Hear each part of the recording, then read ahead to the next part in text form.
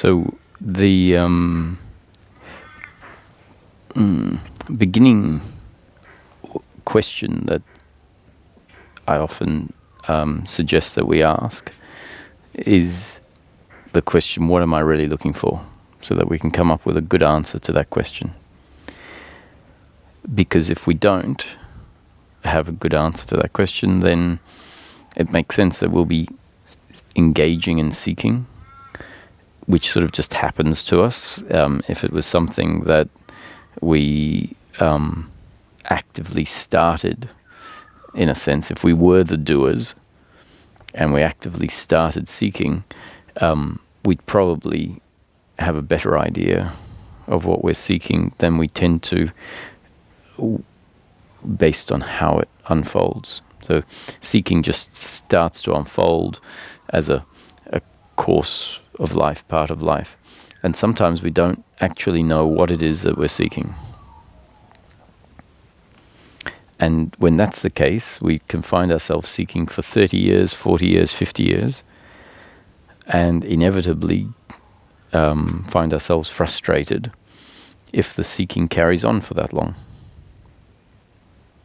And sometimes the seeking carries on for that long because there's a lack of clarity about what is being sought. So if someone has found themselves seeking even for 6 months, that would be lucky if you found yourself seeking for 6 months and then you find yourself hearing this and actually asking the question and getting a good answer for yourself. Some people might have been seeking for 20 or 30 years before hearing this suggestion. And that is to put a framework or at least a focus on your seeking. So that requires us to sit down and go, okay, actually, what is it that I'm looking for? And hopefully the answer we get is not an answer that we've just picked up from somewhere. So hopefully it's not an answer like enlightenment, because all the books that I've been reading are about enlightenment and I'm interested in enlightenment, or even truth. Maybe it is about enlightenment, maybe it is about truth, but we really need to get the answer for ourselves in a way where we really understand the answer, rather than just sort of say, yeah, I understand, it's about enlightenment, that's what I'm looking for, enlightenment. Let's make it more practical. What am I really looking for in practical terms? And don't take my word for it, don't take my answer. Use the answer that I put forward as a guide through this process, a guide to get to the answer to the question, what am I really looking for? So the suggestion is that humans are, at this point in our evolution, looking for something very specific. We're looking for happiness. But happiness isn't, and if we had that, we took that, oh, I'm looking for happiness, and left it there, we'd end up still without a very good answer to the question. Because our definition of happiness is probably not necessarily that spot on. And so we might seek happiness, but we might seek happiness in the wrong place. Or we might seek the wrong sort of happiness, the sort of happiness that we're not really looking for. A happiness that we think we're looking for. A happiness that we think is available, but may not actually be available. So the suggestion is that humans are all looking for happiness, and the happiness that is available is quite a common happiness. It's a standard happiness. It's not happiness through pleasure, which is what we've come to assume happiness is. We've assumed that happiness is the feeling I have when things go well. Happiness is the feeling that I have when I'm doing something I like. Happiness is the feeling that I have when someone treats me well. And that's not happiness. That's not where human happiness, the happiness we're looking for, is to be found. All of those things are pleasure. That's the flow of life unfolding in a way that is pleasurable. So if someone does something that we like and we feel good, that feeling good is not happiness. That feeling good is pleasure, and pleasure is very nice. Pleasure is pleasurable, that's why it's called pleasure. And so this is not about minimizing pleasure, it's about being clear on what's what, putting everything in its right place. So I think life without pleasure would be, more unfortunate than life that has pleasure. So this is not about shunning pleasure or resisting pleasure. It's about coming to understand that the flow of life is pleasure and pain. Pleasure feels good, but actually the happiness I'm looking for is something much more consistent than a feeling that is good thanks to circumstance. And so that's what we've been seeking by and large. Humanity has been seeking happiness through pleasure, because it's more or less the best that we know.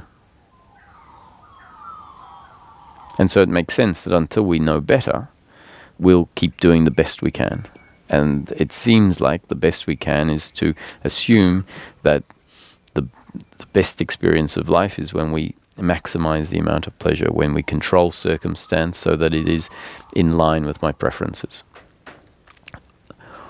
What we find is that pursuing a happiness that we think comes from pleasure does deliver pleasure from time to time, but we find ourselves unsatisfied because it's not consistent.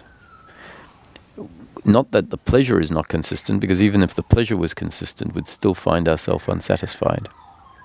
We find ourselves unsatisfied because that simply isn't the pleasure or isn't the happiness that is available to the human being. So the happiness that is available is happiness through peace of mind, not happiness through pleasure. It's a completely different qualitative happiness. One is pleasure, the other is a contentment, a relaxation, a lack of resistance to life. A feeling, or it's not even a feeling, a sense of okayness with what is, regardless of the circumstance, regardless if it's pleasure or pain. Now, that doesn't mean an okayness on the biological level, because if circumstance is painful, biologically, we are going to need to do what we can and not just accept the situation, do what we can to improve the situation. But on a deeper level, we're okay with the fact that the pain is there. We understand it to be part of the flow of life. And if an aspect of the human being has been revealed, an aspect of the human being that remains untouched even when there is pain, when there are painful situations, either physical pain, emotional pain, financial pain. Pain essentially means circumstance not in line with our preferences. So if an aspect of the human being has been revealed to us, the aspect that is untouched by circumstance, what happens is that a separation, in a sense, between who I am, who I know myself as, and circumstance happens, a disidentification, meaning that we're not completely identified with circumstance being a particular way in order for me to be complete. So if this aspect of the human being that is always complete, it's a very, being human is a unique thing. Now, just because of what humanness is, this peace of mind is available, the happiness I'm speaking of is available just because of what a human being is. If a human being was different to what a human being is, then the happiness may not be available, because there may not be a part of us if we were different. If humans were a different being or entity, there may not be a part of us that is complete, regardless of circumstance. But the fact is that what humans are does include an aspect of the human that is already complete. doesn't need improving, doesn't need adding to, doesn't need fixing. And so to recognize that part of the human, to ground into that part of the human being, to rest there, means that the fixation on circumstance being a certain way can fall away. And if we aren't resting there, it makes sense that we're fixated on circumstance, because we only know the aspect of ourself that feels added to when there's improved circumstance, feels taken away from when circumstance isn't there. So it makes sense that I have to, essentially, in order to be complete, I have to ensure that life is pleasure, pleasure, pleasure, pleasure. So it's a great relief to hear at first that there is a component of the human being that is already complete. What a relief. I could relax if that's the case.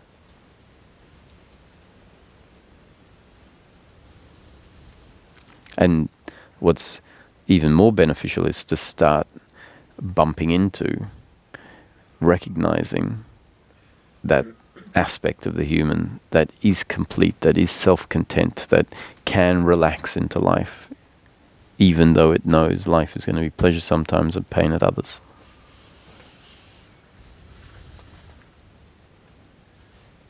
And this happiness, on the one hand, we can say it's who we are.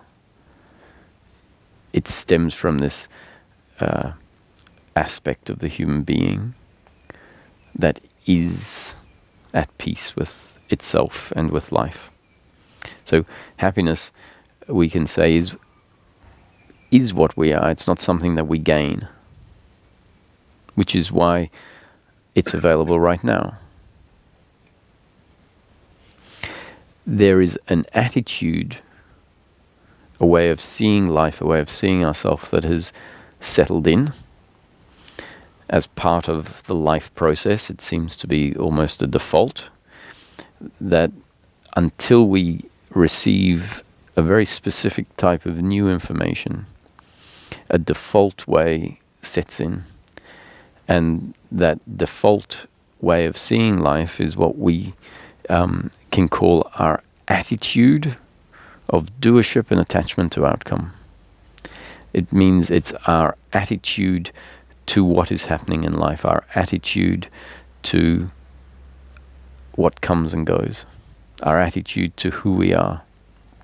So really it's a belief system.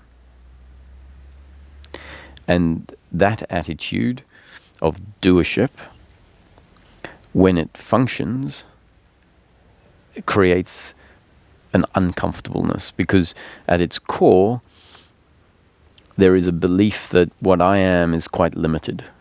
So it creates a self-image. There is a self-image created at the core of that belief system. And so when it's in operation, which means basically all the time if it's in place, it is forced to react to life, to see life in a particular way. And essentially it sees life as a threat. It sees the flow of life as always a potential threat. And sometimes it sees what happens in life as good for the self-image. Oh, great, this is now adding to who I am. And it sees life as a threat because it knows that at any moment life can deliver pain. And so with that self-image, that belief system that says who I am is dependent on what life looks like, what the flow of life looks like, what circumstance looks like. So knowing that life can turn out in any moment in an unfortunate way, then essentially that self-image has to feel threatened by life. And the other human beings are a significant part of life, and circumstance often turns out in unfortunate ways because of the way that the other behaves or acts. And so with this attitude of doership and attachment to outcome, which is a belief system ingrained in us by life, put in place by the fact that we pop out into life and then come to know life a certain way, and life conditions us and impacts us a certain way and puts in this belief system. And so we're suspicious about life, and because the other is a significant part of life, we tend to be suspicious about the other. We see the other as a competitor and a rival. At any moment, the other can take away what I need in life in order to be complete. So it's very hard to relax with the other. It's very hard to have a harmonious relationship with the other, because deep down we're sort of afraid of the other, because we believe the other can attack, take away my completeness by delivering pain. And so the deepest attachment that we have is an attachment to love from the other. That's the deepest attachment that we have to pleasure. So love from the other, being appreciated by the other, being understood by the other, being considered by the other, being treated well by the other. These are all pleasures, as opposed to the opposite. If the other doesn't treat us well, it's pain. And because we have this attachment to pleasure, attachment to outcome, believing that that's what I need in order to be complete, we find that we have an attachment to the love of the other. That's the deepest attachment. So when the other doesn't perform in life in a way that delivers appreciation to us, or love, consideration, understanding, it's taken very personally. It feels like an attack on who I am. It's like the other is starving me of the oxygen I need to be complete. And so we then go around trying to control the other, trying to insist that the other is maybe different to the way they are. And the other might be someone that delivers pain regularly, not just to us, but to society in general. They might have certain conditioning that makes them, unfortunately, unpleasant to be around. And because that's the case, meaning that they might get angry at us a lot of the time, they might take things from us, we then are forced to see that person as an attack on who I am, because of this belief that my completeness is dependent on pleasure. And so this person is taking my pleasure or delivering pain. And so the default then is to see the other as my enemy or a competitor or a rival. At least I'm always suspicious of the other.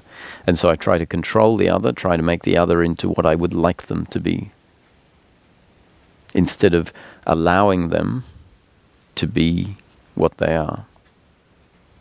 And it makes sense that I won't allow the other to be what they are if they're delivering pain, if I feel that the way they are is a complete threat to who I am. If I come to know myself, come to know the aspect of the human being that is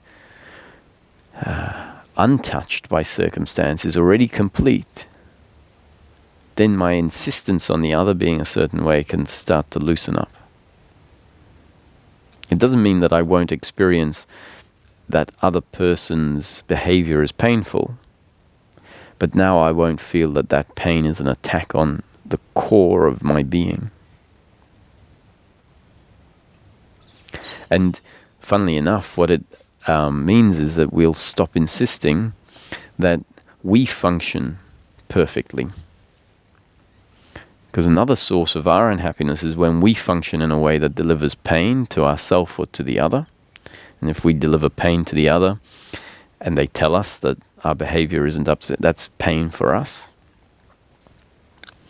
And so we find that it's not only the other's behavior in life that delivers pain, which is an attack on who I am, but our very own behavior, when it's not in line with some ideals that we have, some expectations that we have, when our behavior doesn't deliver pleasure to ourselves, then our own behavior is taken to be an attack on who I am. So we find ourselves seeing our own actions, so ourself as a competitor and a rival to our own happiness, which means we put a whole lot of expectation on how we're going to perform. And the reality is, when we look at it, that both myself and the other are designed by life. I mean, we grow, we come into existence, the egg and the sperm come together, and from that point, a biological growth happens. And we don't control how the arms grow and the legs and the heart develops and the brain develops. And so the baby grows just like a plant doesn't control how the leaves grow. And it's a byproduct of the growth process. And so when we look at a human being in any particular moment, we find that the human being is a byproduct of a growth process. So I haven't controlled how I am in this moment. I've grown into my current state. And so there's the hardware, in a sense, the what we can call the genetic structure of the human being, and then that hardware is continually being impacted by what it observes and what it receives in life. So the hardware is impacted by the conditioning of parents, of friends, of society, the conditioning you get in school. And that conditioning adds to the genetic structure, and we can call that the new conditioning that comes in. And the cumulative new conditioning is what we can call our up-to-date conditioning.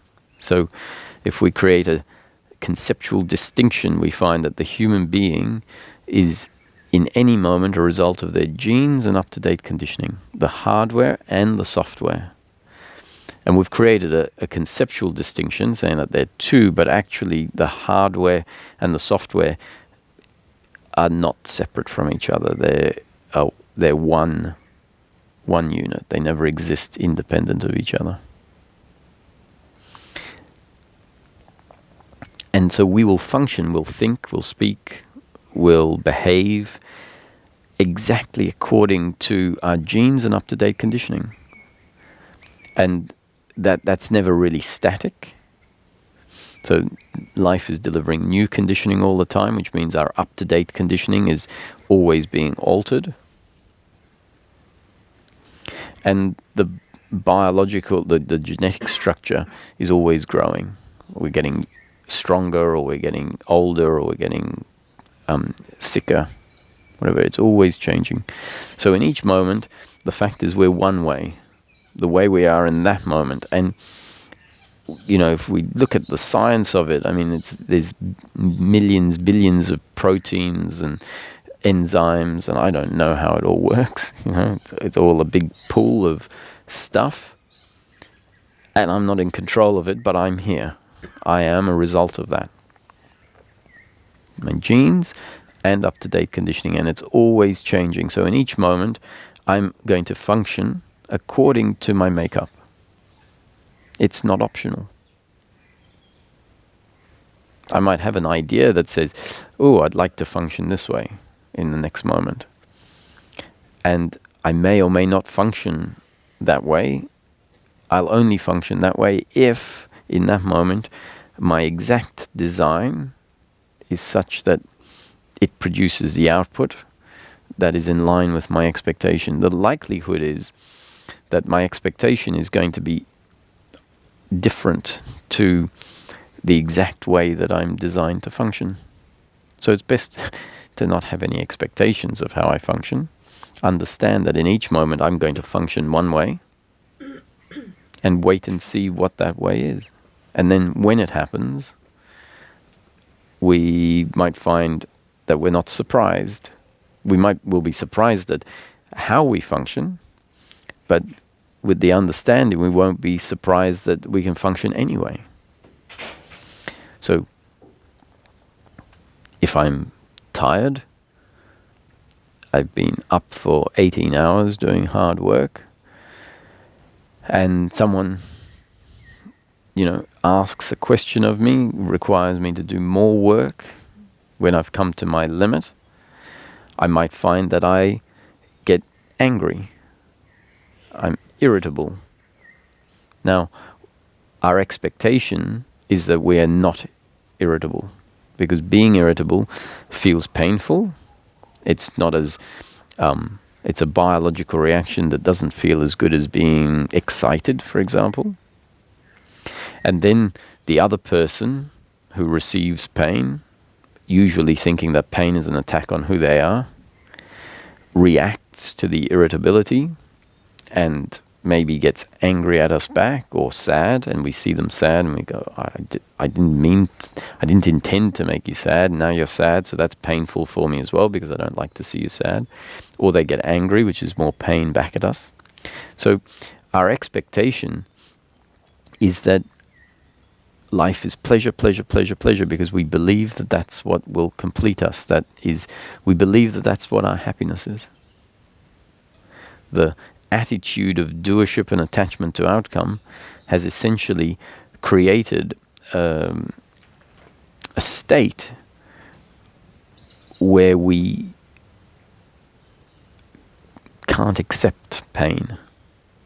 And so the expectation, which is part of that doership identity, the expectation is that we act a certain way that is pleasure, pleasure, pleasure, and that the other act a certain way, pleasure, pleasure, pleasure.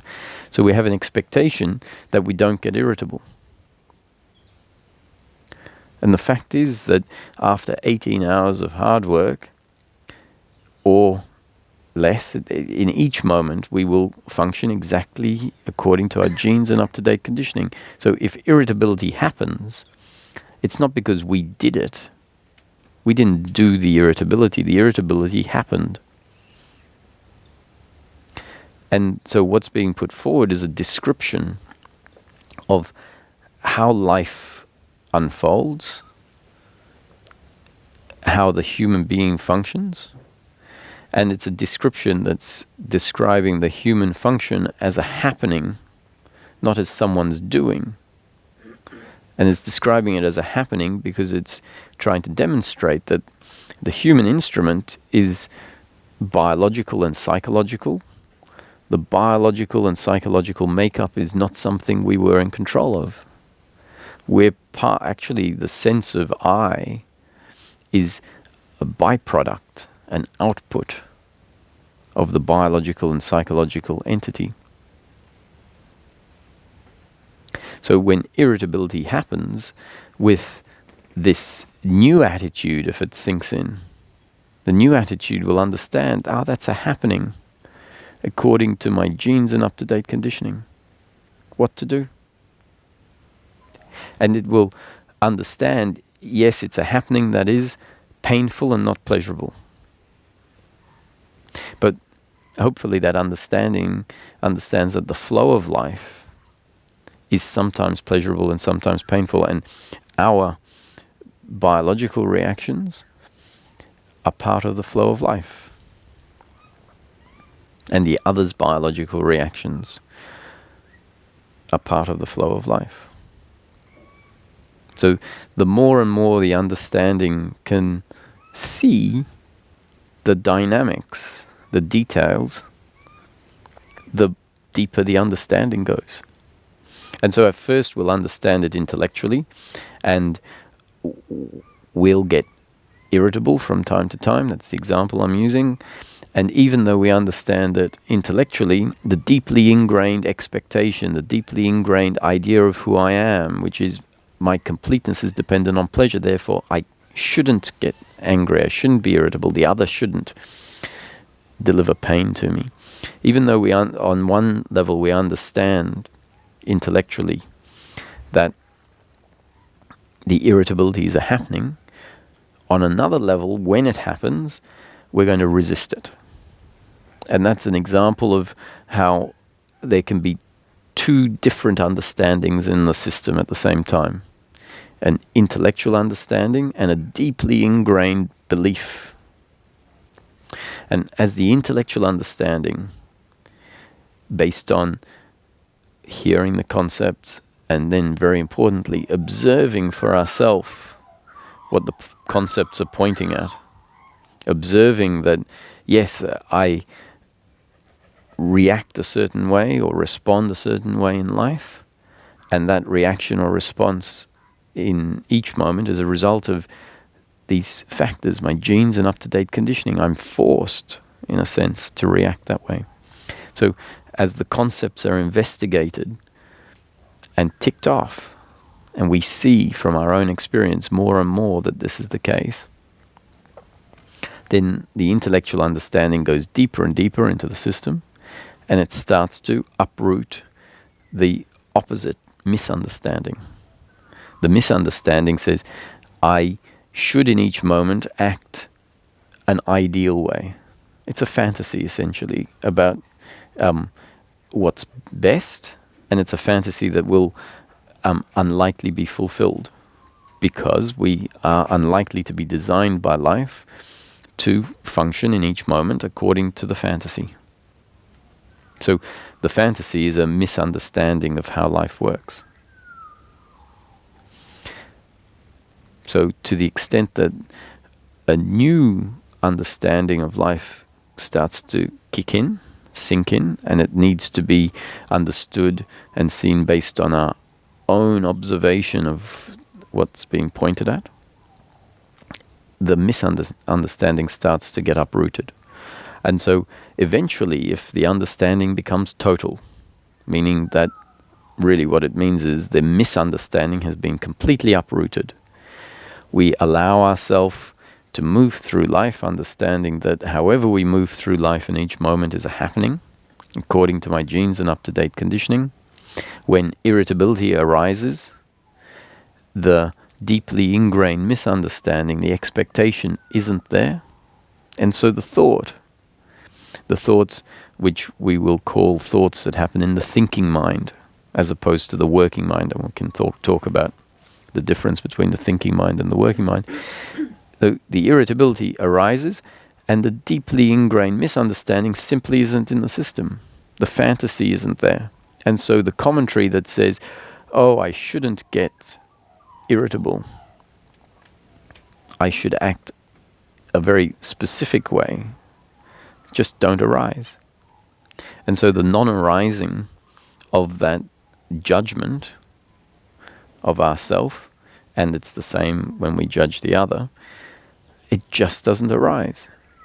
And so this takes us back to the very beginning. What is happiness for the human being? It turns out happiness for the human being is not happiness through pleasure. It means it's not happiness through always functioning in ways where we feel excited and joyful, or where we do things that always deliver positive outcomes, or where the other always deliver positive things. It's not happiness through outcomes, but happiness through peace of mind. And that's peace of mind regardless of whether life is pleasure or pain. And what specifically is peace of mind? Practically speaking, we find that peace of mind, practically speaking, is the absence of suffering. It's not the presence of anything. It's the absence of the resistance to life. It's the absence of a certain set of psychological thoughts and feelings that arise in relation to what is happening in life. So it's the absence of the thought, oh, I'm not good enough the way I am because I got irritable. Simply the absence of that thought. The irritability will continue to happen, and the commentary that says it shouldn't happen will not arise, because the basis on which that commentary used to arise has been uprooted.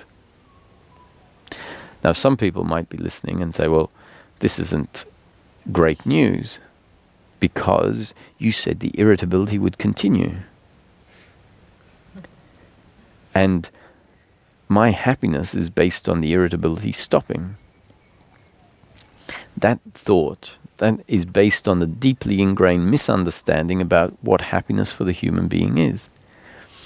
If the commentary stops, then the happiness that we're really looking for will be delivered, even in the face of the irritability still happening from time to time, or as much as it used to, for that matter.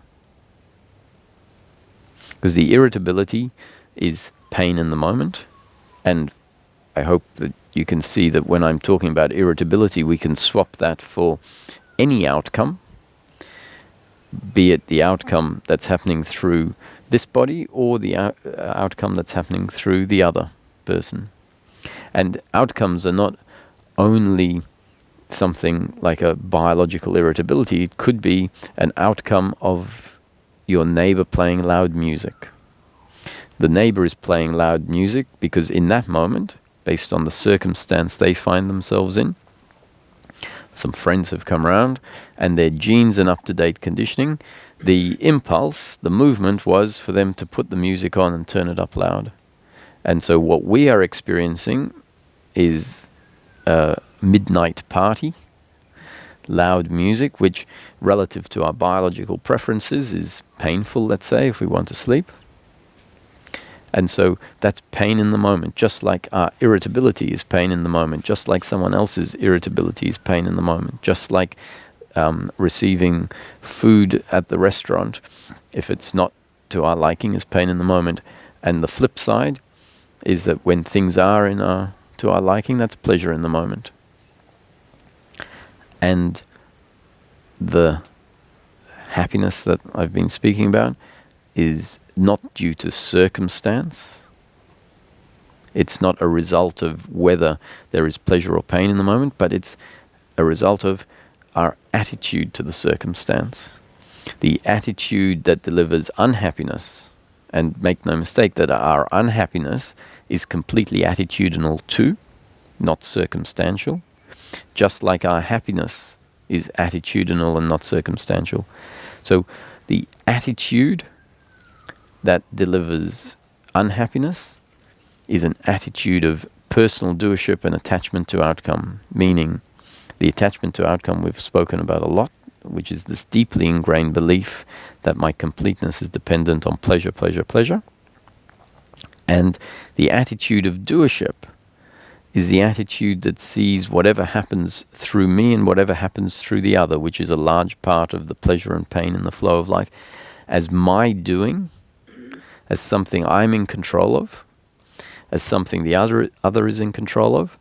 And so therefore the attitude will feel shame and guilt towards myself if I function in a way that delivers pain, and an attitude that will blame the other as the doer when the other delivers pain to me. So it's that attitude to the flow of life, the attitude of doership and attachment to outcome, that creates the uncomfortable resistance and feelings towards life, that are always feelings towards the circumstance. And in practical terms, those feelings arise in the form of guilt and blame and pride. All of those are based on seeing myself as the doer and the other as the doer. And therefore, we're forced to feel guilt when we perform out of line with expectations. We're forced to feel blame when the other performs out of line with our expectations. And we're forced to feel pride when our actions deliver things that are positive in life. We're forced to say, look what I have achieved. And it is a more subtle form of suffering. But as we become more sensitive to the suffering, we'll find that pride is very good at separating us from our true nature, because it's based on the same belief system of personal doership. And so for as long as the pride is functioning, it means that the false belief system of who we are is in place, which means we have a false idea of who we are, which means we're disconnected from our true sense, our true essence.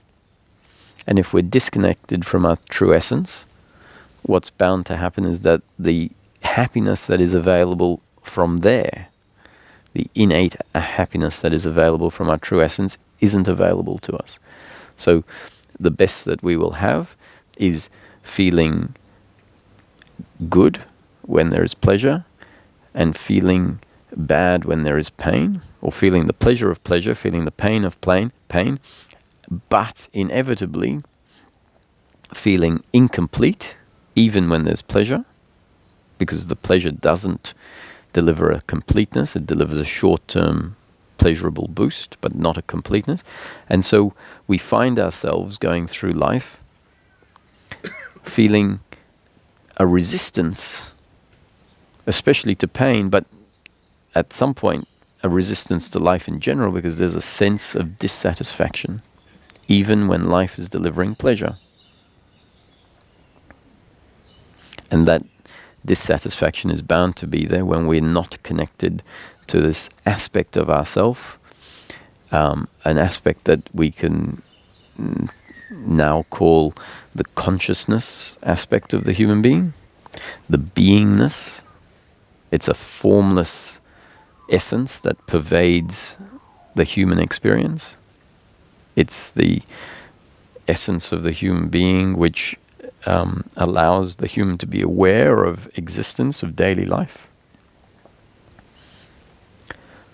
And running through that awareness is a sense of existence, a sense of being, I am.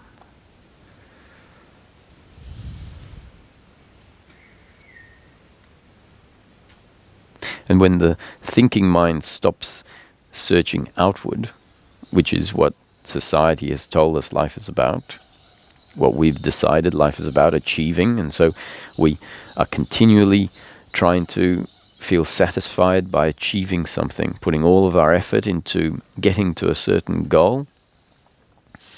And if the attention is outward, it never actually gets to land on that aspect of ourself, that being, that sense of I am, that existence. It doesn't appreciate that. It seems too insignificant. Like, so what? Let me get on with my job of achieving. And so with awareness not landing on that sense of existence, the beauty and the reward, which is not a reward, it's a causeless reward. It's the reward from the very core of what we are. Doesn't get appreciated until such time as we start turning inward. Attention turns inward and starts to recognize, I exist. Like right now I exist. Even if I'm not searching for success and an outcome, if I'm not putting all my attention onto being the best, I exist.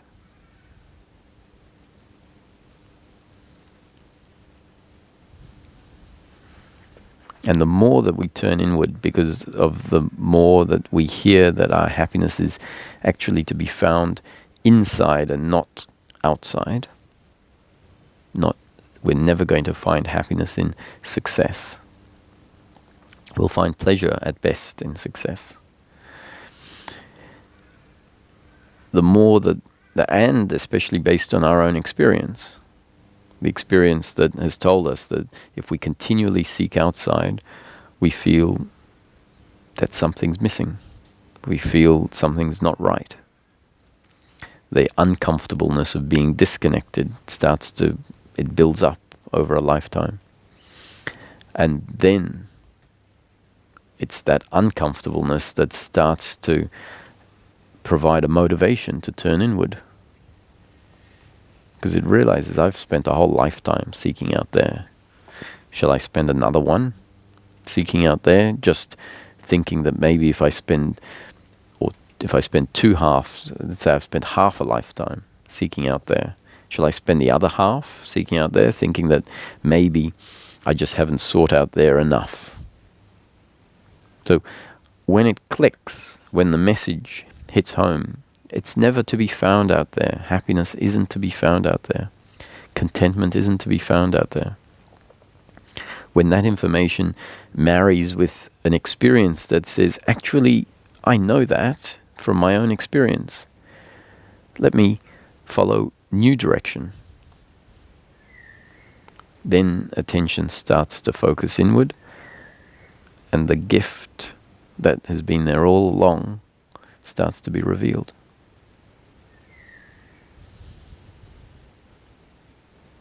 And when I say the gift that's been there, it can sound like it's going to be something spectacular. On the one hand, it is spectacular in that we find that we've always had what we were looking for. But what we find is there, and once again, on one hand, it's spectacular, and on the other hand, it's so simple. It's so plain. It doesn't mean that when we rest in there that we feel the ecstasy of, I don't know, what is super ecstatic. It doesn't mean that we're going to feel some huge supernatural pleasure. It just means that we get to appreciate the sense I am, stop regularly in life, rest, especially when we find the thinking mind has hijacked the situation due to the fact that the process hasn't completed itself.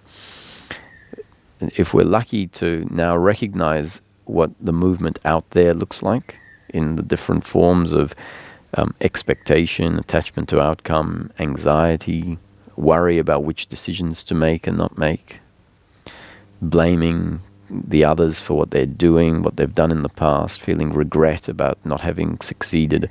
When we realize that all of that thinking and the subsequent feeling of uncomfortableness is the mind having hijacked the situation and looking out there, then we can remember, it's in here, and come back and rest and realize. And it's not about just saying I am, it's about feeling, dropping into the being. I am, and this is what life's about.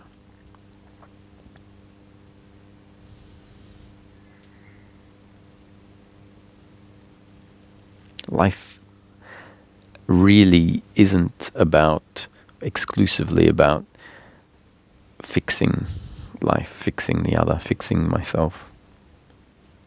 Leave that up to life. Life has done it so far. Life has put everything that's in life in place so far. Let it deal with it. At least,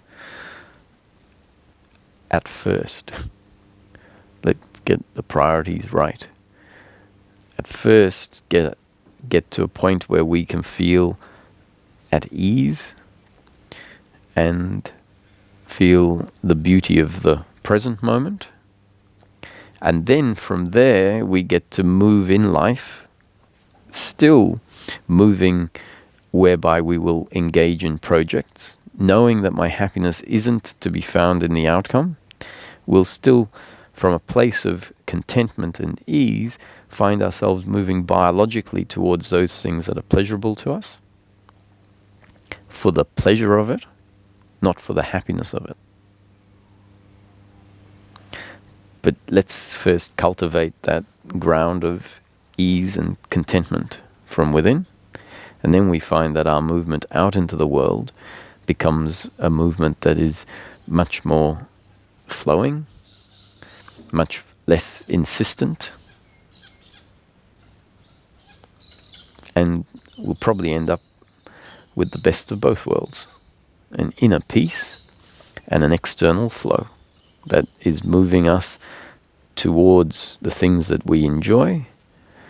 Sometimes we'll receive the pleasure of those things because there will be success, and other times the outcomes are not going to be pleasurable. And we understand that that's just the nature of life, and that my happiness and contentment isn't dependent on those outcomes. So very much like put your own oxygen mask on first before trying to help others. this is sort of saying, why don't we get the basis right?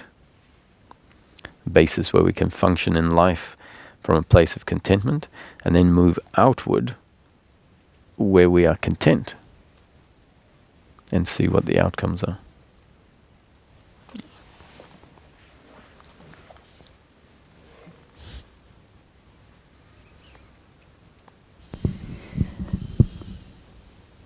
So does that mean that we should or think about getting ourselves centered when we're still having expectations or wanting pleasure, that we should try to kind of put that on the back burner for a while? Or should we just go ahead and pursue what pleasure we want and then see how it all flows out? Yeah, well, as you've all heard me say, if there was a mantra that I would put forward to the question, so how should I live life? If in each moment I'm going to function one way, the way I'm designed to function, how should I live life? And the answer is really very simple. It's allow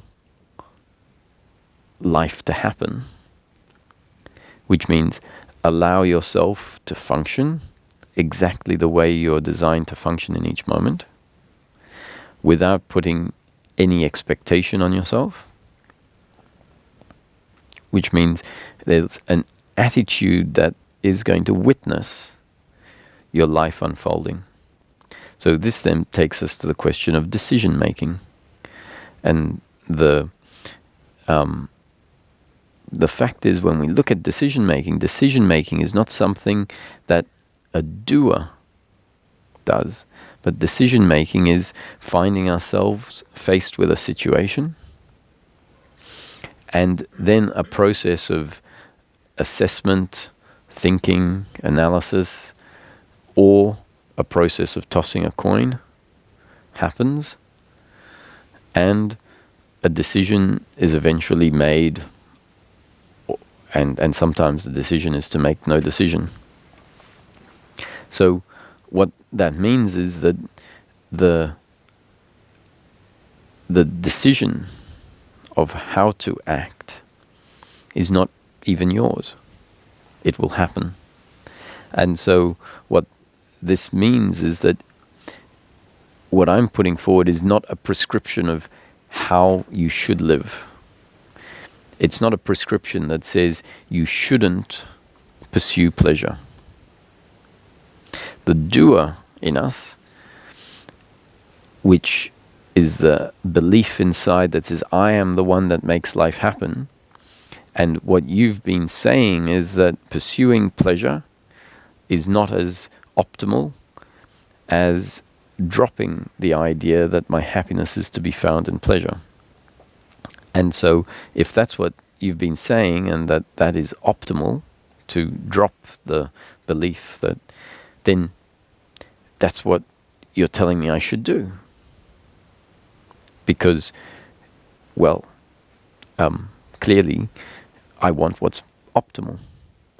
So you're telling me what I should do is drop the idea of my happiness being found in outcomes and see that everything is a happening. And the fact is that I understand deeply, deeply, deeply that in each moment the person, the human being, will act one way according to their genes and up-to-date conditioning. And so what is being put forward here is simply new conditioning. And the new conditioning may or may not affect the up-to-date conditioning. It depends how it lands. And you're not in control of how it lands, and I'm not in control of how it lands. And so what is being put forward is not at all a prescription of how someone should act in the next moment. It's actually a set of descriptions about how life is seen from this perspective. how life is seen from a perspective whereby suffering has come to an end, and the peace of mind and daily living that is spoken about is a state that I know intimately. It's a state that has kicked in because of a process very similar to what I'm putting forward having happened. And so I know the power of the concepts. I know the power of the new conditioning.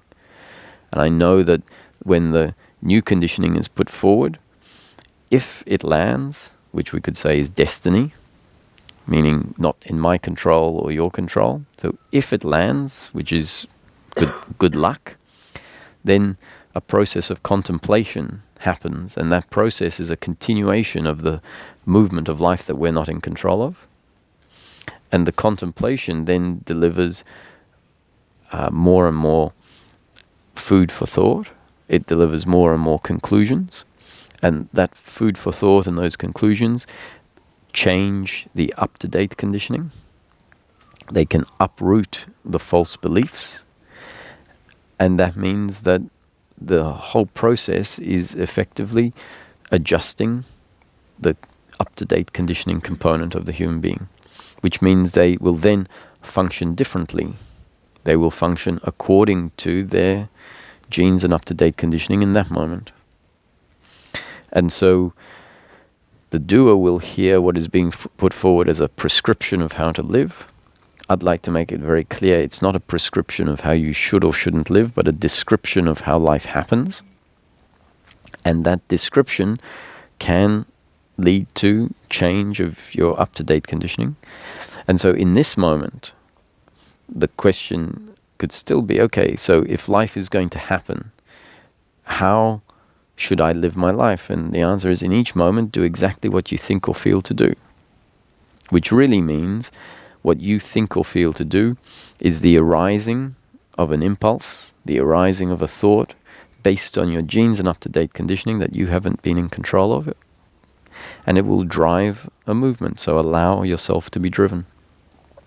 That means if the strong urge to seek pleasure, believing that that's happiness, is there, maybe the working mind, which are these concepts I'm putting forward, if they've become part of one's up-to-date conditioning, maybe the working mind will kick in and say, actually, the urge is to move towards pleasure, but let me hold back on that movement.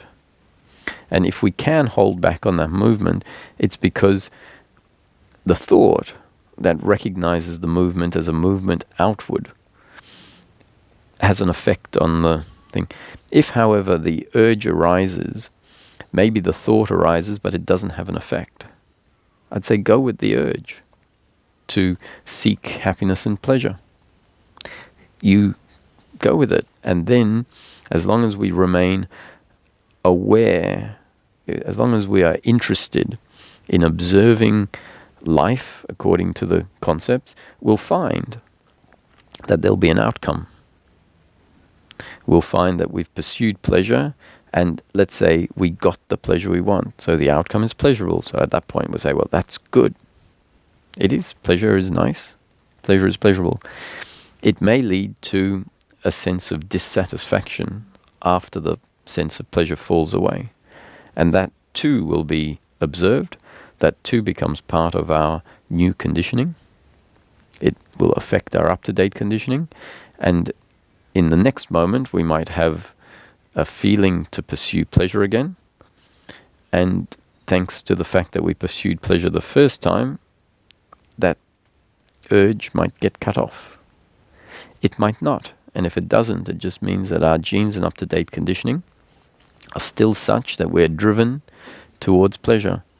And somewhere in the system, if there is the understanding that my drive towards pleasure is just part of my genes and up-to-date conditioning, two factors I wasn't in control of, then that will witness the movement of the human as a happening, and that witnessing is a degree of peace, a degree of happening. It's an allowance of myself to be as I am, it's an allowance of life to be as it is. Maybe like I think one of the things that starts happening with new conditioning is that the movements keep being the same. So there's the same impulses to go towards pleasure and get triggered by pain. But there is kind of like a new way of approaching it as an exploration, where you use feelings as a compass to see what's happening inside with that movement in daily life. So when you get triggered, there's like this new identifying the trigger and being like, oh, look, this created a feeling of discomfort. And like you can trace it back. So the movements keep being the same, and there's there's still a lot of movement towards pleasure, but then you can see when that pleasure is creating attachment, because you can use the feeling as an indicator, the feeling of like being frustrated by the pleasure ending, or by being by the feelings that get triggered just show you where the movement is still of being attached or of suffering of any kind. I completely agree. Yeah. So, if someone was to hear what I'm saying and just think that the answers are going to come by understanding what I've said in this, in this half hour, this 1 hour, it's not going to happen. Where it really happens is where the concepts, the content that I'm speaking about, starts to be observed for yourself, and the nuances, the difference between pleasure and pain are seen, the differences between a biological reaction and a psychological reaction are seen, the awareness of what suffering feels like, the seeing of the various dynamics of the different forms of suffering, guilt and blame and pride, seeing how that's based on doership, the seeing about what worry and anxiety and how that's linked to outcomes, and expectation, and all the thinking about expectation and how that's an uncomfortable feeling and how that's linked to outcomes. So as our attention turns inwards and we start to use life, and especially our inner landscape, as a laboratory, as an experiment field, that's where the understanding really goes deep, and we then become equipped to know aspects of life that maybe until this observation, this investigation happens, we're just a bundle of sensations and feelings, and there was no clarity. It's sort of like a big ball of different colored threads rolled up into a tight knotted ball, and there was like nowhere to start. And so the investigation is maybe coming to understand what the different colored threads are, what feelings, what sensations, and how they're linked to beliefs, and the whole thing can start to be unpacked such that we become really experts at our inner landscape. And not only the inner landscape, but the dynamics that create certain movements inside. And like for me, something that was really helpful was, I don't know where I heard it or when I heard it the first time, and it really made something click, and it was that feelings actually manifest as sensations in the body. And somehow I really hadn't noticed that it was exactly like that. So then becoming really aware of what suddenly, like how a feeling can just manifest as a tightness in the stomach that before was never registered, was like, wow, okay, this just showed up. What is this tied to? And it's tied to a feeling of anxiety. And then the feeling is always tied to a thought. So then it's like, okay, so I'm feeling anxious. Why am I feeling anxious? What have I been thinking about? And then I can identify the thought. So it's kind of like you trace it back. And then all of life becomes kind of an exploration where you can trace back everything to thoughts that are constantly happening and that before could have been happening in the back of your mind. Mm-hmm. And you could never have like tied up to suffering directly. Yes, I completely. This is why we're told often that just the light of awareness is all that is required to dissolve misunderstanding. Is that as long as awareness starts to land on areas that it didn't land on, then the misunderstanding will burn up in the light of awareness. Until awareness lands on these things, the dynamics of misunderstanding, the mistakes that are ingrained in us, just continue to function because they're not seen as mistakes. So they've been functioning because they've been put in place because we think, or the body it believes it serves a purpose, and they will keep functioning. They will have their role. The body will assign power and send energy in that direction because it thinks they're useful, until awareness lands on them and they're seen for what they are.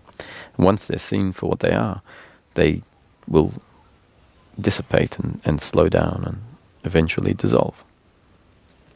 And so when I say that, just the light of awareness, because this teaching tends to be a little bit particular, and maybe not as general as some, and that has its good and its bad points. So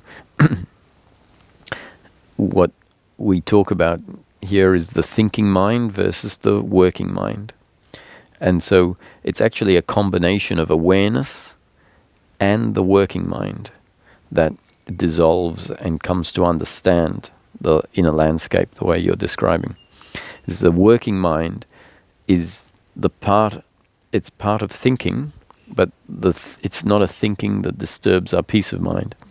It's not a thinking that is problematic. So the thinking of the thinking mind is all of the thinking based on the belief of doership and attachment to outcome. The thinking in the thinking mind is the guilt, the blame, the pride, the worry, the expectation.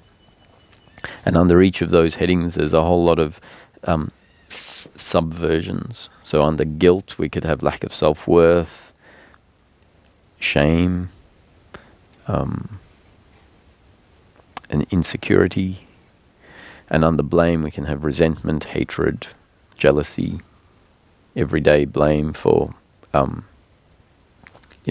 things not being as we want them to be. Expectation is the idea of how life should turn out in order for my life to be great. And attachment to outcome is the feeling and the resistance we have when life doesn't turn out the way our expectations are. So the working mind understands a lot of things, and there can be thoughts coming from the working mind that are not of the same quality as the thoughts coming from the thinking mind. So all of those thoughts in the thinking mind, and we could say that the basis of the thinking mind are these deeply ingrained beliefs of doership and attachment to outcome. All of the thinking mind is these different forms of thinking and feeling: guilt, blame, pride, worry, expectation. The working mind, on the other hand, is programmed with information, descriptions. So the working mind can hear the thought or hear the concept that the flow of life is sometimes pleasure and sometimes pain. That's just the nature of the flow of life, never going to be different than that. We can never make the flow of life pleasure, pleasure, pleasure, pleasure, pleasure, pleasure. And so as we go through our day, when the flow of life delivers pain, the working mind plus awareness of the pain. So the pain is registered. So obviously there is awareness of the pain. And then the working mind says, this is pain. Pain is a circumstance that is not in line with my biological preferences. And so it is pain. And then the working mind can say, and I understand that the flow of life is sometimes pleasure and sometimes pain. That's just the nature of life. So the working mind plus awareness is a very, very powerful combination, especially if the working mind is equipped with concepts that deal specifically with the topic that we're interested in, that we're really interested in as humans, happiness and daily living. So this takes me back to the very beginning of the, I choreographed it this way, takes me back to the very beginning of the talk. And we should ask ourselves this question: what am I really looking for in life? And come up with a good answer to that question. Not just a one-word thing. Like, imagine if we came up with the answer, I'm looking for happiness. And then in our system, we still believe that happiness was happiness through pleasure. We'll spend our life seeking for happiness. I've asked myself the question, I've come up with the answer, I'm looking for happiness. And if the belief of happiness is, we're going to spend a lifetime seeking pleasure, hoping to get happiness. So that's why we've said, ask the question, come up with a really good answer. In fact, don't stop until your answer is what I'm suggesting. But don't just believe me. Hopefully everything clicks, and then you know that, yes, I do agree, but it's my answer now. Because now I've gone through the questioning, and I agree that I'm not looking for pleasure, pleasure, pleasure. That's just not available in life.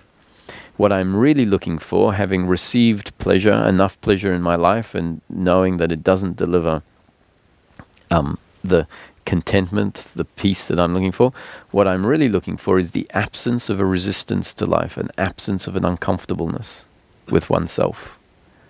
And we can call that peace of mind. So I'm actually looking for peace of mind in daily living. And when that starts to set in, we get first-hand confirmation that that's what we're looking for, because in the moments that it's there, we go, I don't need life to be any different. I don't need to have 3 cars. Even if I had no cars, if I'm at peace, go, I don't even need to have a car. I mean, it's inconvenient sometimes, which is pain in the moment. But if we find ourselves inconvenienced from time to time, and we find there's peace at the same time as being inconvenienced, which is exactly what this peace can look like. It can be peace at the same time as pain. That's when we'll laugh and we go, I don't need a car in order to be happy. I might need a car in order to get from here to there. And so practically I might say, I do need a car, and I have to save up and buy a car. But in the meantime, I know I can be at peace with the fact that life is the way it is. And so then we get first-hand confirmation that what I'm really looking for is peace of mind. It's the only time when that peace of mind is present that seeking stops. That a sense of uncomfortableness with life stops. And when that uncomfortableness and that seeking stops, we feel that everything is fine just the way it is.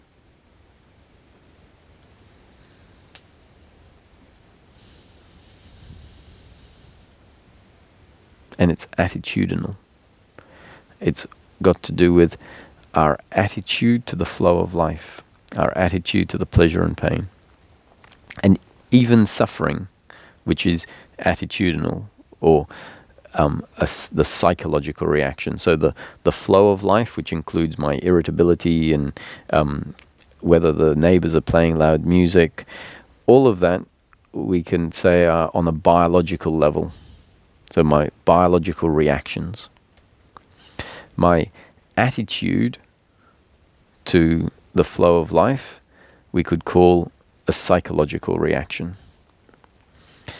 And peace is the absence of the psychological reactions of guilt, blame, pride, worry, and expectation.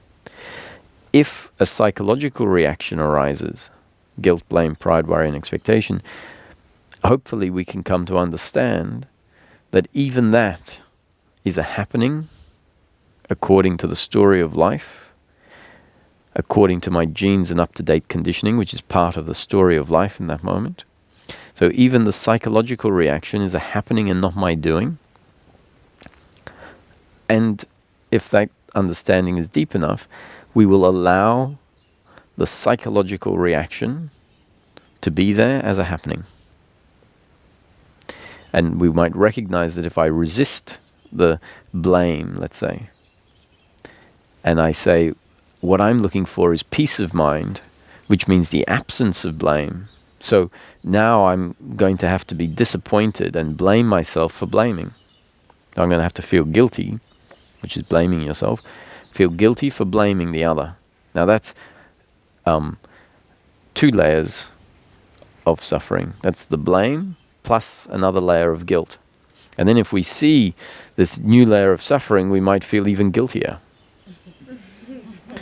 So we might blame, then we feel guilt for blaming, then we feel guilt for feeling guilt for blaming. So anywhere along that cycle, if it's understood that the blame is a psychological reaction, that too is a happening according to my genes and up-to-date conditioning. And then a relaxation can happen. Doesn't mean, if we relax, it doesn't mean the blame will stop, but it means the guilt about the blame won't arise.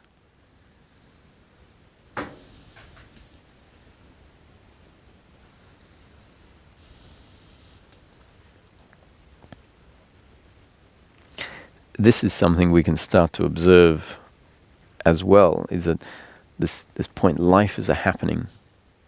Everything is a happening. So when you break a dish, you can say, these things happen. When guilt arises, these things happen. When blame arises, these things happen. When the biological reaction of irritability happens, these things happen. If you lock your keys in the car, these things happen. If your pet or someone you love dies, I hate to say it, but these things happen. The reaction inside is dependent on our genes and up-to-date conditioning at that point in time. And so a loved one dying is definitely a form of intense emotional pain, and the pain is going to be there. The suffering is going to be there depending on whether the belief in doership and attachment to outcome, which is part of our up-to-date conditioning, it's going to be there or not be there depending on whether that up-to-date conditioning is a particular way. And so if someone we love dies, well, these things happen, and the pain of that happens, and the grief on a level where we feel like I'm not complete anymore. So an attachment to outcome, essentially, whereby we don't feel complete. If that happens, these things happen. So as you go through the day, whatever is going on, whatever is seen, whatever is smelled, tasted, touched, whatever, any thoughts that arise, any reactions that arise, any physical sensations of feeling too hot or cold, they're all the happening of life. And something can start to witness everything as a happening. That witnessing in itself is part of the process of the disidentification with pleasure and pain happening. When there is this strong identification with pleasure and pain, meaning the deeply ingrained belief that says my happiness, who I am, is completely determined by circumstance, the witnessing of life doesn't happen because we're completely involved in what is happening, rather than watching everything that's happening as a happening. One is to accept, in a sense, both the pleasure and pain as it arises as a viable part of life, as life. The other is an involvement with a heavy involvement with what is happening, and that heavy involvement basically is no to pain and craving after pleasure.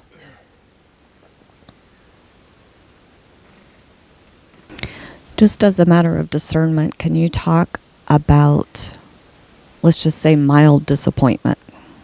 Say, somebody brings you a flower every day and then one day they forget. So you're kind of like, oh, bummer. Is that biological? Would you consider that biological, or would you consider that attachment to expectation? Yes. Well, the likelihood is if the deeply ingrained beliefs of doership and attachment to outcome are in place, which they by and large are, life seems to put that in place as a default, then the biological reaction is going to be accompanied by a psychological reaction, because the attachment is there. The biological reactions in themselves are pleasure or pain. And not only the biological reaction, but what someone delivers is going to creates the biological reaction. So if someone delivers the flower and it's nice, it's a sign that they care, you will feel pleasure. You feel love, let's say. That's pleasure. If they, and because of the attachment, we might also feel a form of uncomfortableness that strangely feels nice, where we are attached to being loved by the person. So the pleasure's there, and this false sense of self that says, oh, now I'm okay in this moment because I'm being loved. So it feels good, but really it's a sense of self that's very fragile and able to flip into the other direction. So if the flower doesn't come, well, the absence of it is going to create a biological reaction of, let's say, disappointment. Oh, now that disappointment at that stage is just like the pleasure of receiving it. The attitude hasn't kicked in. So if the flower doesn't come, we can be disappointed. Oh, no flower today. It's not as nice as getting the flower. The psychological reaction is bound to happen if the attachment to outcome is in place. Because it's like, oh, no flower today, that's the pain. And then it's like, what does this mean about me? Why is there no flower? Could it be that I did something wrong? Could it be that I did something and now they don't love me? And that whole sense of what does this mean about who I am at my core, that's the suffering. Just feeling a mild disappointment is just pain in the moment. It's pain in the moment. So let's use a different example, just to round it off. Is that if you have a dinner appointment with a friend that you haven't seen for a long time and you're excited to see them, and then, you know, on the day you're meant to have the dinner appointment, they give you a call or send you a message and say, hey, I've got to fly out of town. I thought I was going to be here tonight, and it looks like we're not going to be able to catch up. You haven't seen them for 20 years, and you might not see them for another 20 years. So that's bound to, if you were looking forward to it, be disappointing. That's the biological reaction of disappointment. It makes sense it's there. Someone you'd like to see would be pleasure, and now circumstances change, so relatively at least it's painful. So the disappointment is, the question is, if it turns into a deeper sense of uncomfortableness with the other, for example, oh, I'm sure you could have made more of an effort to extend your plane flight, or the disappointment, let's say you don't blame the other and you don't blame yourself, you could easily blame yourself, because at the beginning they said, shall we meet at the beginning of my trip or at the end of your trip? And you thought, oh, well, you picked at the end of the trip because it was more convenient for you. And now it turns out that they're leaving a day before and you can't meet them. So you could easily feel the disappointment and then feel guilt. Oh, I should have said at the beginning of the trip. And the other one, which is attachment to outcomes, is the other form of suffering that would kick in, which is, no, I want to see them. So not only the pain, but now the sense that this just can't, this is just not good enough. That would be the suffering that would accompany the biological pain. This is where it's worth mentioning that anger and sadness, which are forms of emotional pain, they're the biological reactions. Notice I use the word biological and not psychological. They're the biological reactions that we have the hardest time reconciling with, because they tend to be the most, the quite extreme forms of pain, anger and sadness. In their pure sense, they are just biological reactions that make sense. If someone dies, then it is going to be emotionally painful. If someone is asking me to do something and I've reached my limit of what I physically can do, and that extra asking is now going to get in the way of my schedule, which was already busy, for example, an irritability can come up. Look, leave me alone, I've got enough to do. They may have actually been asking you a question that's helping you because you've, let's say, given them a task to do because you're busy. And then they come and ask you, hey, what about, how do I, look, leave me alone, I'm busy. They're even helping you. And it seems completely irrational on the one hand, but biologically it makes complete sense. Biologically, you've reached your limit, you're rushing, and so we can get angry. As long as we don't relate to that with a sense of guilt, it's just a biological reaction. And as long as we don't relate to it with a sense of blame. So the getting angry can seem like we're blaming the other for interrupting us. But not necessarily. This is where we have to start to discern the feelings. We can get angry as just a biological reaction in the moment, and it doesn't contain in it more than biological pain. The difference between biological pain, which in this case is a form of emotional pain, so anger or irritability is a form of emotional pain that's arising, doesn't in its pure sense include an uncomfortableness with the other or with oneself on a deep level of doership. And when the belief in doership is in place, this can be very hard to understand, because we can't reconcile how, when I've said to the other, look, leave me alone, that's not blaming the other for interrupting. It seems like it's blaming the other. And if the attachment is there, there will be blame along with the biological reaction. But if the misunderstanding of doership and attachment to outcome has fallen away, you can still be irritable with no blame towards the other and no guilt towards oneself. And this was the very last piece of the puzzle, I guess, that I found myself unable to reconcile for a while with Ramesh, because I would go to my experience of anger, and he was saying that anger and sadness, but anger in this case was a biological reaction. And I'd go to my experience of getting angry, and I was very capable of feeling the difference between or knowing what suffering felt like.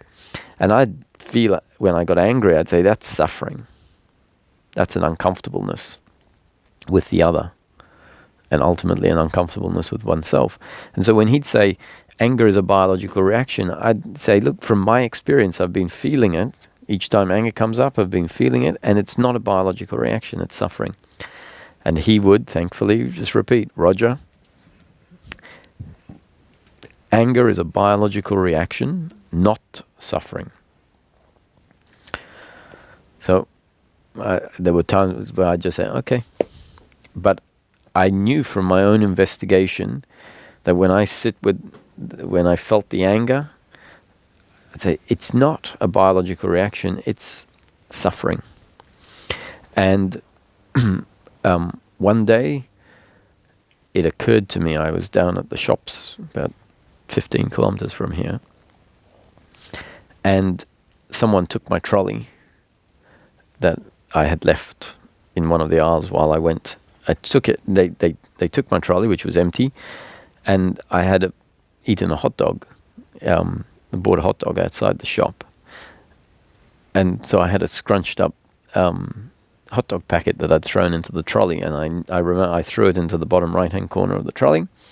And so when I came back, the trolley was gone, and someone was wheeling off an empty trolley in the middle of the shop, and it had my hot dog packet in it. So I went up to him and I said, I think you might have taken my trolley. And he said, no, I didn't. And I said, I think you did. And he was just like taking the stance of, nope, I didn't. And in that moment, I felt this anger arise, and I just walked away. And the thought came, like, what if, because I felt the uncomfortableness in the anger. And so once again, it was, anger is not a biological reaction, it's suffering. And then I thought, what if Ramesh is right? What if anger is a biological reaction, which means it's not going to end after liberation? And what if I'm so convinced that it is going to end, that it is part of suffering, that each time the anger arises, there's a judgment of the anger, that it shouldn't be there. And in that moment, the whole thing collapsed. And I understood, at least intellectually, that I may well have a resistance to anger arising because I expect it to not arise once this process is complete. And then it was 2 weeks later that I was taking my dogs for a walk up at the top, and I had to lift them over a fence. And I straddled the fence, and it happens to have a piece of barbed wire there, and they were on a lead on the other side of the fence, and they saw kangaroos, and they were about to run after the kangaroos with my leg straddling a piece of barbed wire, which didn't seem like a good situation, because they're big dogs and they would have pulled me. And so I shouted at them, like I saw the whole situation, and in that instance I, stop! And that was, and anger was coming up. And for the first time, anger came up with no judgment of it. And the dogs sort of looked around, and their attention on the kangaroos that were bouncing past fell away. And it was the first time that I experienced pure anger in the moment towards the dogs and their tendency to chase after kangaroos, which I've been trying to train them not to do. And so the anger came up with no judgment of it. And it was like, he was right. Anger is a biological reaction, and what I was feeling was not just the biological reaction, but the combination of the anger plus the judgment of my anger, and then the blame towards the other person for making me angry. But couldn't that be primary suffering? Huh? Yes, it's on. Primary suffering and secondary suffering, and then what you felt, just the allowance of the primary suffering to be there? Yeah, but when we're familiar about, so the notion of primary suffering is that you have a situation that is painful, and then you get involved in that pain, and so that is the primary suffering. And then if you get involved in the primary suffering, that's secondary suffering. So if someone does something that's painful and you blame them, that's the primary suffering. So there is the situation which is pain. If we're involved in the pain, meaning attached to the pain not being there, there'll be a primary suffering which would be attachment to outcome, or in this case I'm saying blame towards the other. That's the primary suffering. If I then get involved in the blame, then and feel guilt for blame, then that's the secondary suffering. When we become very clear on what the suffering feels like, an uncomfortableness with oneself, it becomes very clear whether the anger is suffering or pain, because the feeling is radically different. And so if we feel the anger arising, then I know that is, if it doesn't have a quality of uncomfortableness in it, then I know that is actually on the level of flow of life, on the level of circumstance. But couldn't you say that anger is always a resistance to the flow of life? Because in a way, just like how anger feels like physically, it's a resistance to what's happening. Yeah, but it's a biological resistance to the flow of life, which makes sense. So it's not a biological resistance to the flow of life. It's a biological reaction which is actually part of the flow of life. So in the flow of life, there is always going to be cause and effect. And so if someone delivers you flowers, you will have a reaction to the flowers being handed to you. And that reaction, we can say, is the biological reaction of excitement or gratitude or joy, pleasure, some form of pleasure. It's a biological reaction. And in the same time, if someone has a handful of mud and throws that in your face, you have to have a biological reaction to that. There's no way of escaping the biological reaction, just like when someone hands you the flower, or when someone speaks to you and you hear it, there's a biological reaction. So anger, in its pure sense, is just a biological reaction, and it's part of the flow of life. If there's the anger and then blame, the blame is attitudinal, and that's the uncomfortable feeling. Like fear could also be a biological. Fear is a biological reaction when It's not. when there's something ready to bite your toe off. It's like chemicals, like you said. They can make a nice shape or they can explode it. Yeah. It's biologically just without something. Yeah, so if the two chemicals are in the flow of life, and when they come together, there'll be a reaction, a happy reaction, a positive, a pleasurable, or a painful, in this sense we're saying. And that reaction is the biological reaction. The secondary reaction is the attitude to the biological reaction. That's the level on which our suffering always is, always our attitude to the flow of life.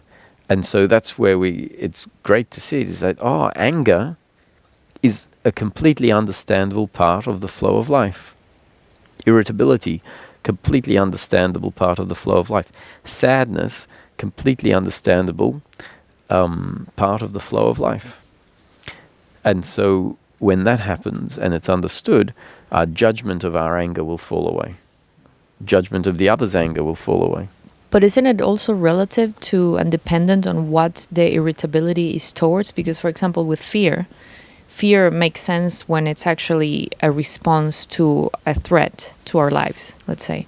But when it's not a response to a threat to our lives and it's fear of, like, psychological fear, then it's not a biological reaction. Yeah, by default, psychological fear is a psychological reaction. Mm-hmm. So psychological fear would include, let's say, waking up in the middle of the night with a sense of anxiety that you are dying. Right. When you look at the situation rationally, there's no reason for it. Right. And so you can say it's a psychological reaction. And isn't it the same with anger? Because anger, if somebody throws a pile of mud to your face, it makes sense to get angry. But like somebody who's grumpy just because, kids are playing in the yard and because somebody, walked in when they were whatever, then that doesn't make sense. That's a resistance to life. Well, it can be because someone's can have a psychological reaction underlying their whole life. But you could understand. So a good example was when I found myself quite sick. What I found is that the body seemed to get angry much quicker in certain circumstances than it would when the body was healthy.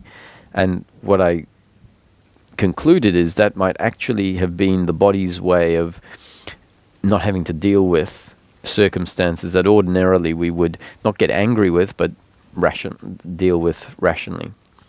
And so I found this anger arising, and people would basically, you'd solve a situation quicker by being snappy, or the body being snappy, which meant the body didn't have to deal with so much of people talking to you or something, because you're basically snappy and people don't talk to you. But again, that's justified.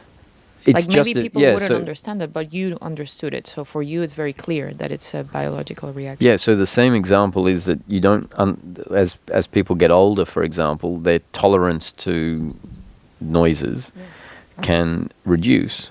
And so getting grumpy at kids running around may well just be a biological reaction.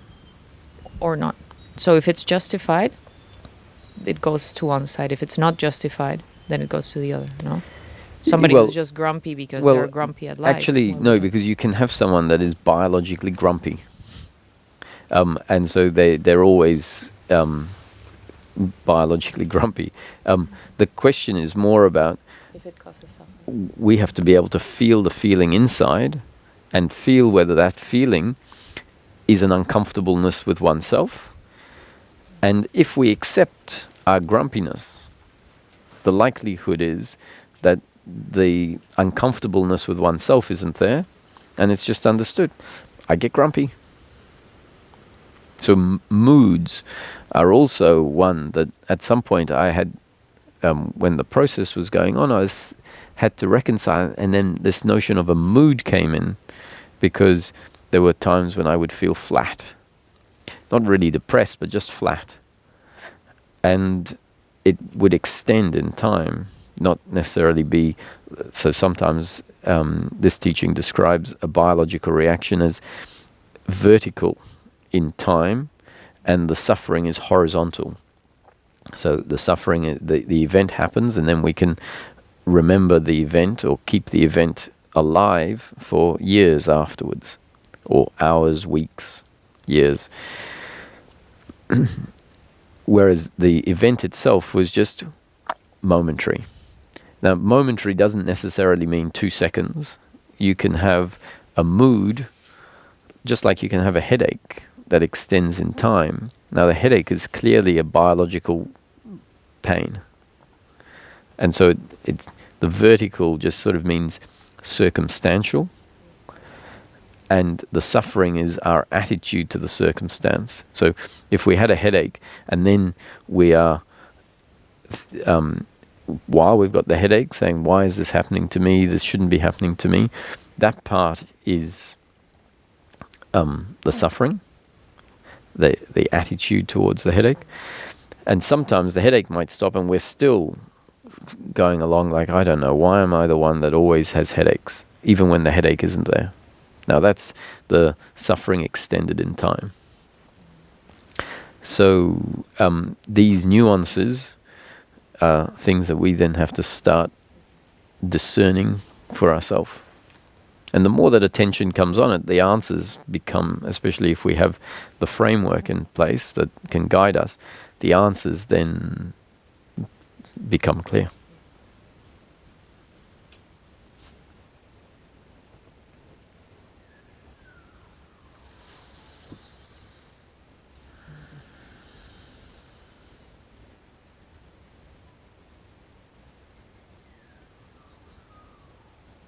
So the best sign of the attitude of non-doership kicking in is where it's sort of on the outside. The understanding starts from the outside inward. And the outside in this case means where both our biological reactions and our psychological reactions are understood to be happenings based on our genes and up-to-date conditioning. So to the extent that we can witness the pain in the moment, and then the primary suffering if it arises, even the secondary suffering if it arises, all as a happening, then that recognition of the primary suffering and the secondary suffering and tertiary suffering if it's there as a happening, that's the understanding of non-doership. Because that understanding is saying, these things happen.